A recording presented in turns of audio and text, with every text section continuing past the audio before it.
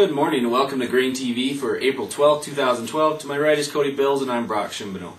The markets were up in the overnight session. Beans once again the leader to the upside. But Cody, today is Thursday, so that brings us the latest installment of the USDA's export sales report. Yeah, this week's export report was bullish for corn, coming in at 959,000 sold for old crop and only 16,000 sold for new crop. Now, those are 1,000 metric tons for those of you out there. Beans at 460,000 metric tons. That was a little bit below expectations, and wheat came in right about on par with expectations, coming in at 452,000 metric tons old and 90,000 new. Let's take a look at where we stand for corn. Of course, the USDA did not revise their export forecast in their latest WASDE report. We are now ahead of pace 18 million bushels with the sales that we just saw reported, and that's an increase of 3 million bushels as a result of that bar right there. Very strong bar, once again, above that seasonal where we would expect to see sales come in.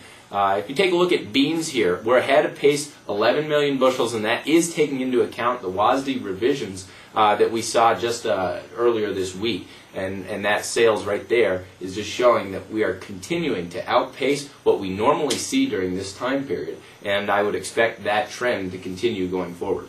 Yeah, even in the overnight session we saw sales go to China for about 115,000 metric tons, 55,000 metric tons for this year, 60,000 for next year, and then we saw another 189,000 metric tons go to unknown destinations, pretty evenly split between this year and next year. So we do continue to see strong export sales for soybeans as we move through this marketing year. Yeah, and just for folks out there that said, it looked like, in red on that very first slide that I had, it said that soybeans was, it missed expectations, but you see here that it's above what we typically see. Well, that's just because it missed the market expectations, but this here is a model of just seasonality, what we typically see taking into account the last 4 years.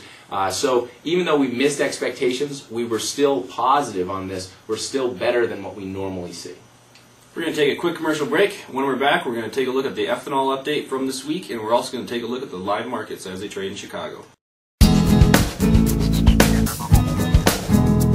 I used to have several sites. Now I kind of like the grower's edge. It gives me that cash max. You can tell it which markets you're looking for, and it will tell you what your highest net back is based on the price they're paying at that time and the basis that they're paying.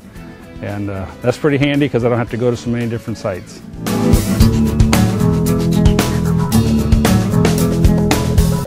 Welcome back to GrainTV. The markets are open in Chicago here, and we have corn up 4 3/4. Corn, new crop corn up 2. We have beans up 10 and new crop beans up 12. Wheat up 7 and new crop wheat up 7 1/4. A lot of this strength here due to a weaker dollar this morning, which of course always helps us in terms of our exports, but I just think it's a little bit more noise over there in the currency markets. Brock, why don't you take us through where the dollar is trading right now and where we've seen it trade in the past couple months? Cody, let's take a look at this dollar index chart. This is a daily chart for the June contract. As you can see here, we have sold off the last couple of days after meeting some resistance around the 80 level and the 100-day moving average, which is the blue line. Looks like the 50-day moving average, which is the red line, is giving us some support right now. And I think going forward, we're going to continue to stay in this range from about 79 to 80. We have met resistance at 80 level several times in the past, and I think that's going to hold here as we move through the day today. Well, that sounds fair enough. I know one other thing that comes out today, we do see ethanol production numbers. Ethanol is obviously just a huge user of corn. What are we seeing in ethanol? I know that they've been lagging the whole first part of the year. Are we seeing any kind of changes over there? We have had some slow production totals for the last several months or so, but we did see a nice uptick this week. We saw production increase by 2.6% over last week. Compared to last year, though, we were still a little bit behind, about 0.02% behind where we were last year on production. And as far as stocks are concerned, we also saw those surprisingly move slightly lower as well, down about 3.5% from last week. But year on year, we're actually over last year by about 0.1% or so. So it looks like our stocks are still a little bit big, but our production is looking like it's rebounding a little bit in the last week or so. Well, that sounds fair enough. Hey, if you have any questions about what we talked about today, give us a call, 877-472-4607. Remember, you can take a demo, get that FireTip trading platform on your home computer or in your office. We'd be happy to help walk you through it. We'll see you tomorrow for the weekly wrap-up.